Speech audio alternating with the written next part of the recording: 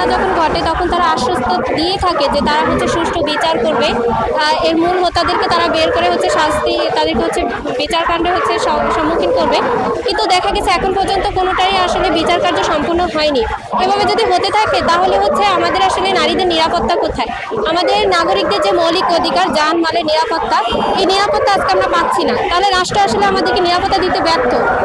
এই যে জুলাই পরবর্তী সময় আসলে আমরা এরকম কোনো আশা বা আকাঙ্ক্ষা আমাদের ছিল না যে আমরা হচ্ছে আমাদের মৌলিক অধিকারের জন্য হচ্ছে রাজপথে নামতে হবে, কিন্তু আজকে আমাদের সেই জায়গায় হচ্ছে দাঁড়াতে হচ্ছে। এটা খুবই অত্যন্ত দুঃখের বিষয় যে কেন আমরা তো জুলাইয়ের মাধ্যমে একটা রাষ্ট্রকে সংস্কার হতে চেয়েছিলাম, জুলাইয়ের মাধ্যমে এমন একটি রাষ্ট্র চেয়েছিলাম যেখানে যানবাহনের হচ্ছে নিরাপত্তা থাকবে, কিন্তু সেখানে তো সরকার হচ্ছে আমাদের দিতে ব্যর্থ।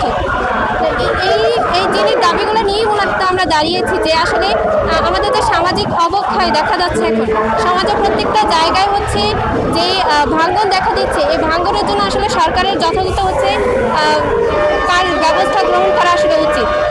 না হলে হচ্ছে সমাজে একসময় হচ্ছে অপরাধীরা হচ্ছে আরও বেশি পার পেয়ে যাবে, তারা হচ্ছে আরও বেশি হচ্ছে অপরাধ করার জন্য আরও বেশি সুযোগ পেয়ে যাবে।